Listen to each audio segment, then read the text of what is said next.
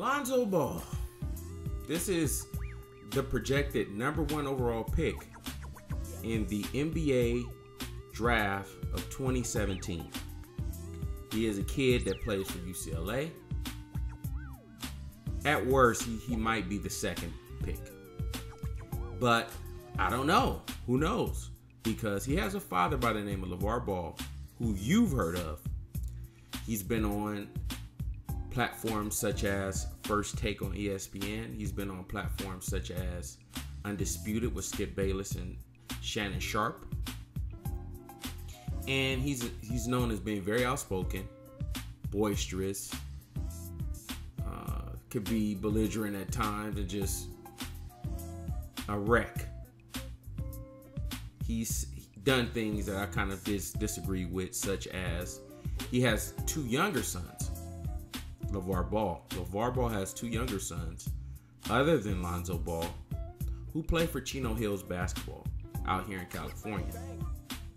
And these kids are very talented. I've noticed them. They're very talented. Especially the youngest one. However, the father got into it with the high school coach. I didn't really like that. He kind of put him out there on blast.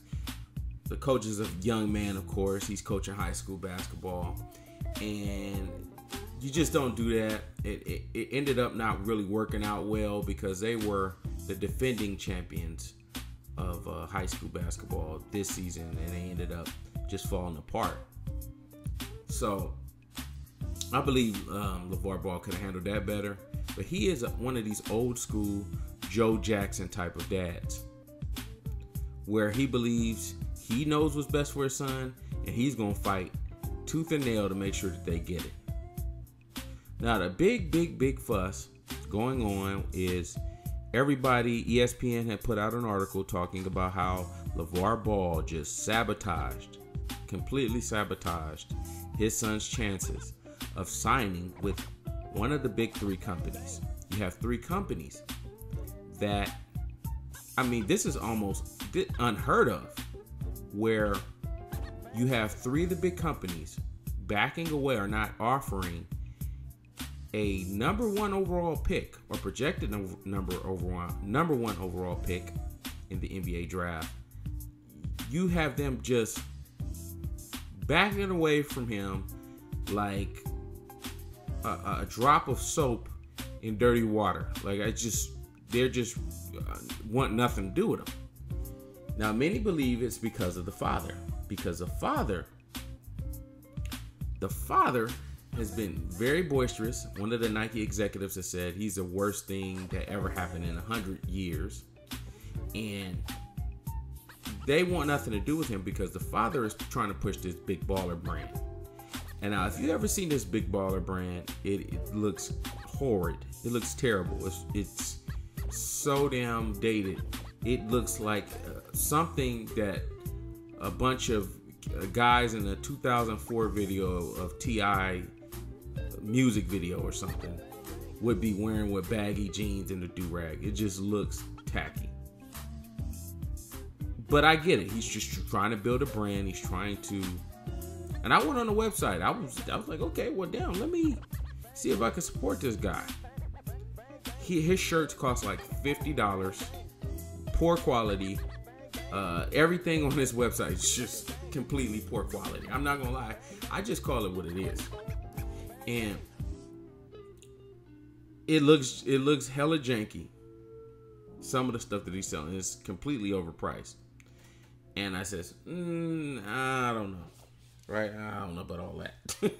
I don't know about buying all that but anyhow, you get the point. You can go on bigballerbrand.com and check out his apparel. But I put it to you like this. I'm going to start selling shirts come on. I can start selling shirts like that tomorrow. But I support the man because he's not letting the companies capitalize off of his son's talent. And he decides that he wants to capitalize off his son's talent. Many people believe that the father is taking advantage of his son's talents, living through his sons, Oh, he was a failed basketball player, barely could crack junior college basketball, and he's trying to live through his sons, which I don't really see any problem with. Okay, because his son is, at least his oldest son and his youngest son, are very talented. However, you got the big three just stepping away from this kid.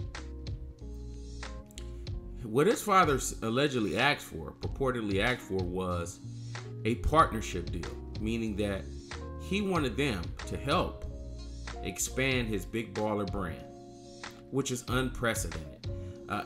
You've never had any basketball player come in there with no reputation and get somebody, get a one of these big, huge corporations to say, okay, all right, we want your son so bad, we'll give you that deal. This is a capitalist type of deal. And of course, they're like, hell no, I'm not going to give this guy that type of deal. So you had a lot of black people, oh man, that daddy just messing it up for his son. Man, they sounded like Jackie Robinson. They sounded like Jackie Robinson in the 50s, right? They just like, oh, the white man, his ice is so much colder. He just messing everything up for his son. He should have got his son that deal and blah, blah, blah, blah, blah.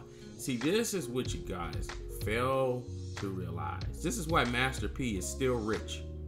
Because Master P was a guy that was like, hey, he walked up into Interscope and he was asking for something that was unheard of. I want this and this and this and that. Jimmy Iovine. And Jimmy Iovine offered him $1 million, or I think millions at the time, and he didn't have any money. But he knew that, hey, when I have some success, and when I do have some success, and I blow up, it's going to be all good because I'm doing everything my way. And he's right. Master P is still good. So this is what we got to get into, is ownership. I may not agree with LaVar Ball. I may not like LaVar Ball. But what I'm saying is, when it comes to the ownership situation, a lot of black people, we cry about these 1%ers and these capitalists and these people, they don't care about us, and they got us going to work and blah, blah, blah. They're just taking advantage of black people and da-da-da-da-da. They're exploiting these athletes. To have context about this conversation, you need to pick up a book by William C. Rhoden, R-H-O-D-E-N. William Rhoden. It's called $40 Million Slaves. It breaks down the entire history of blacks with sports, how they have to sign these contracts and walk a thin line. You can't speak your mind when there's a Ferguson situation, or a kid gets shot down and like Trayvon Martin, you can't speak on it. If Eric Garner, you wear shirts like Derrick Rose, you start to feel the ire. So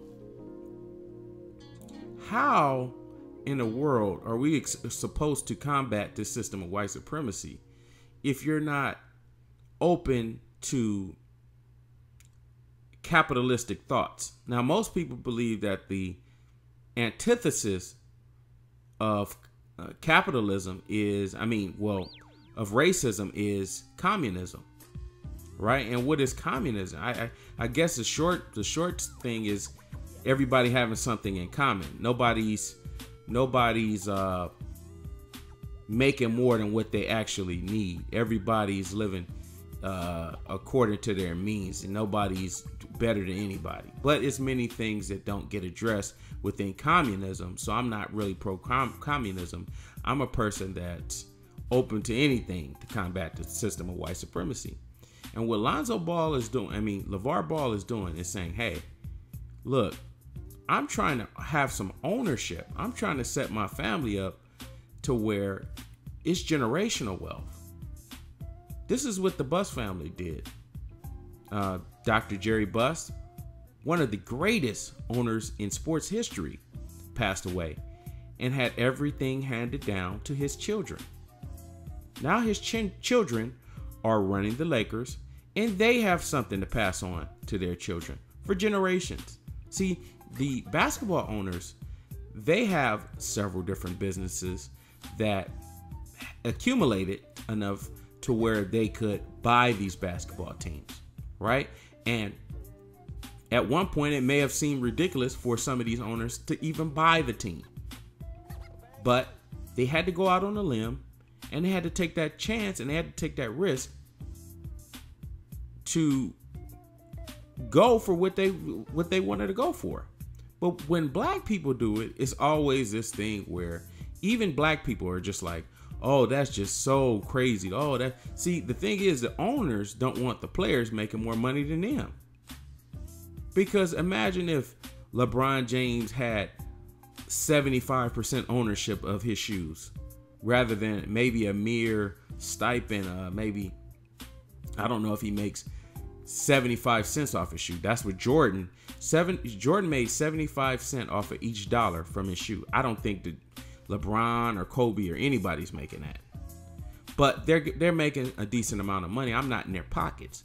But I'm just saying, imagine if LeBron James was making $75 or $100 off of each shoe for every $150 that he sold. Or $150 shoe that he sold. Imagine how much more richer he would be, a billionaire, if a Kevin Durant had decided, okay, I'm just going to do my own shoe thing, or Steph Curry. See, this is what the father knows. He's like, you guys are selling shoes. Now, if Steph Curry can sell those ugly ass Under Armour shoes, you're telling me that Lonzo Ball can't sell some shoes? If he decided, okay, I'm going to hire a couple interns from college and they're going to draw me some sketches. I'm going to buy the copyright. Once I buy the copyright, I'm going to find a Chinese company to partner up with, kind of like what Dwayne Wade did. He signed with some Chinese company and they make him a star. They start advertising his stuff out in China. I mean, you got to look at it. Stephon Marbury is a god in China as far as basketball. He has his own statue in China. So I don't think, and you got to remember, Starbury was getting mocked and laughed at when he came out with those Starbury shoes. But I mean, I don't see the guy hurting for any cash. I don't see this guy trying to come back to the States and do TNT. He was thinking ownership. He's doing a lot better than some of these NBA players that got shoe contracts. Deion Sanders said that they weren't breaking him off. Nike wasn't breaking him off for his shoes, and they had some kind of, he went out to an event and they didn't treat him or they didn't pay him properly. And he was like, I'm done with Nike. They still sell his shoes today, to this day, but they won't come out in the original OG form because with his number and everything, because these shoe companies are janky. They're shady. So I do not blame LaVar Ball for trying to make sure that his son is set up good. See, now it's unrealistic to believe that he's going to be doing something to where he's going to be a type of player where he's going to be a huge superstar. I don't believe that. But I'm just saying his father is setting him up to be very wealthy. And we got this thing where we kind of always look at when black people or a black man or a black person or a black woman or a black whatever decide that they want to do things a different way. We just, it's kind of like, oh no, because majority of that stuff I was seeing was from brothers. It wasn't really the white folks or anything like that. They were already trashing LaVar Ball. But I've seen a lot of brothers talking about, oh no, he needs to go along to get along and all of this coon shit, this get out shit. And I'm like, look, come on, man. I mean, if you want to expand, capitalism isn't a bad thing. See, capitalism becomes evil and sadistic once you start using capitalism to fund laws, right, to harm non-white people or black people, to keep them in prison, to keep them at the bottom of the barrel. So it's a lot of crab in the barrel thinking. Now I say bottom of the barrel. It's a lot of crabs in the barrel thinking. You know, it's kind of like I'm, you know, if Michael Jordan didn't make that much money, would make you think that he can? I mean, come on. If Michael Jordan, you know, yeah, that's true. If Michael Jordan didn't make this type of deal, what makes him shit? He's trying to be the first. What makes Mark Zuckerberg think that he was better than MySpace at the time? MySpace was everywhere. What made him think that he was better than Tom from MySpace? He was like, man, screw that. This is Facebook. People were looking at him like he was crazy. He had to steal. He had to do whatever he had to do to make sure that Facebook would be one of the world's biggest brands. Okay, so we got to get out of this thinking like, I mean, come on. Every company starts off like, who does this guy think he is? And that's all I wanted to say. Maybe I'm wrong.